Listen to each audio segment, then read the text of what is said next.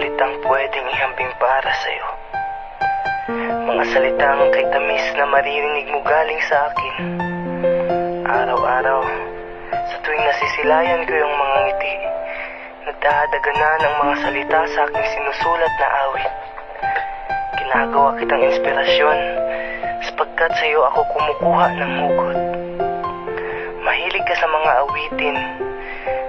Gusto mong inaawitan kita ng paborito mong mga kanta. Lahat ng gusto mo, tinatak ko sa isip ko.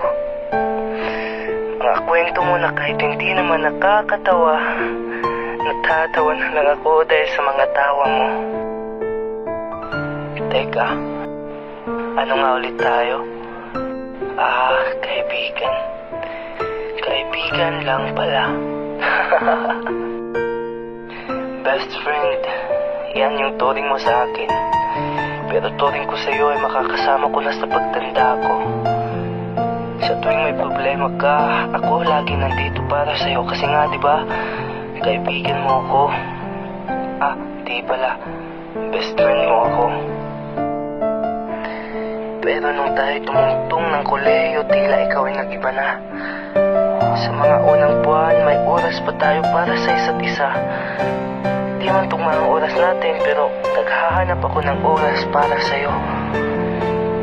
Noon, lagi mong kinukwento yung mga kabaliwang ginawa natin. Mga pagbabalik tanaw na sa bawat banggit mo sa kanyang pangalan ay napapangiti ka. Nung una, pinabayaan ko lang dahil gumagawa naman ako ng paraan para makapag-banding tayo. Pero tila anong magagawa ko. Best friend mo lang naman ako, di ba? Nagkamabutihan na kayo, lagi mo na siyang kinukwento sa akin. Ako'y nakikinig lang, kahit tulog na sa loob. Unti-unti na ako lumalayo, di mo man lang napansin. Busy ka sa kanya di ba? Napalitaan kong kayo na. Labis akong nasaktan ng mga araw na yun. Lumipas ang araw, buwan at taon na wala na tayong komunikasyon dahil tuluyan na akong lumayo. Tinanong mo noon kung bakit ako lumayo. Busy. Busy lagi ang dahilan ko, di mo man lang ako kinulit. Bakit? Kasi may nagpapasaya sa'yo?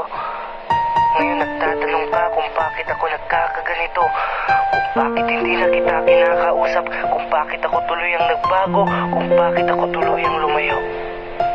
Kung ikaw lang naman yung dahilan, mas mabuti pang huwag mo na lang itanong.